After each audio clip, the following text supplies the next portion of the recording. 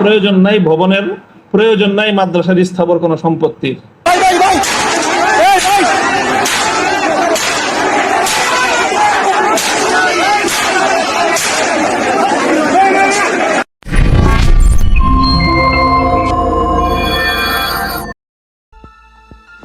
মামুন সাহেব বলেছিলেন এই ভবনের নাকি তার প্রয়োজন নেই, কিন্তু প্রয়োজন না থাকার পরও এভাবে ভাঙচুর আর তাণ্ডবের মাধ্যমে এই মাদ্রাসা দখল করতে এসেছে তার সন্ত্রাসী ছাত্ররা। যখন শুনলাম যে ভবনটা চলে যাচ্ছে, আমি তখন সর্বপ্রথম 2 রাকাত সালাতুল হাজাত করে দোয়া করেছিলাম যে আল্লাহ যেন খায়রের ফয়সালা করেন।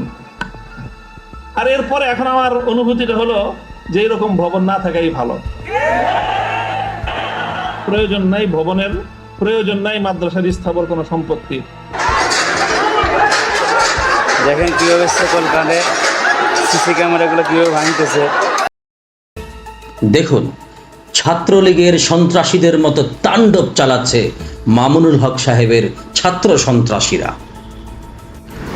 2001-এ ঠিক এভাবেই তাণ্ডব আর ভাঙচুরের মাধ্যমে রহমানিয়া মাদ্রাসা দখল করেছিল মামুন আর মাহফুজ সাহেবের সন্ত্রাসীরা এবং তাদের ছাত্ররা।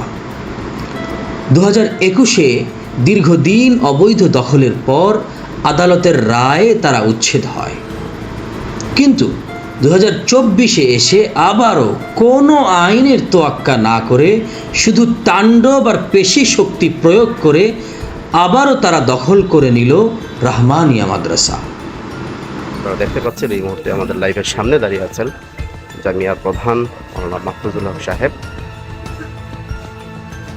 সর্বশেষ সবগুলো রুম লাগিয়ে দেওয়ার প্রক্রিয়া চলছে, সবগুলো গেটে তালা দেওয়ার প্রক্রিয়া চলছে।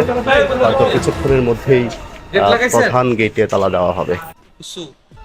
তো এটার উপরে আমরা সন্তুষ্ট, আমরা আল্লাহর ফয়সালার উপরে সন্তুষ্ট। অথচ 2021 সালে আদালতের রায়ের পর তার বড় ভাই দাবি করেছিলেন আদালতের রায়ের উপর আস্থা রেখে সন্তুষ্ট চিত্তে দাবি ছেড়ে দিয়ে তিনি চলে যাচ্ছেন।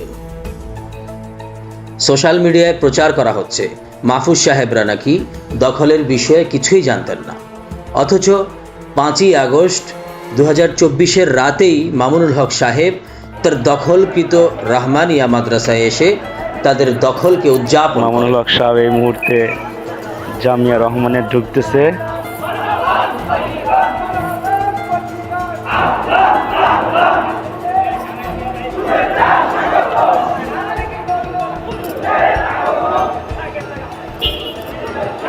এই মুহূর্তে মামুনুল হক সাহেব জামিয়া রহমানে আগমন করছেন।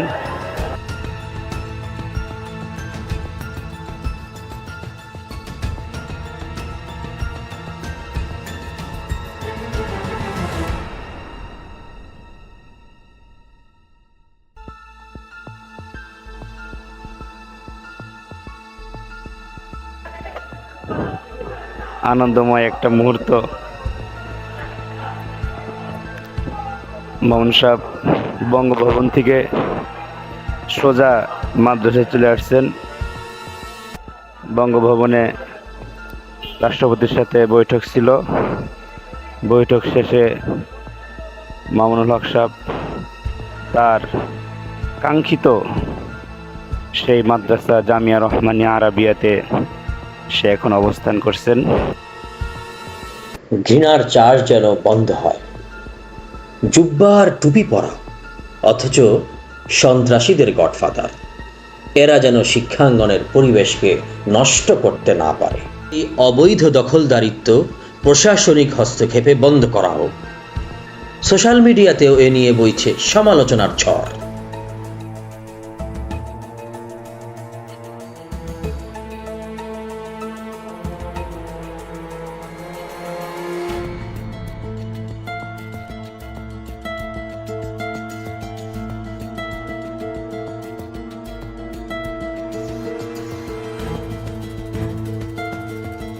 আমরা জাতি ধর্ম নির্বিশেষে একটি সাম্প্রদায়িক সম্প্রীতির দেশ বাংলাদেশ।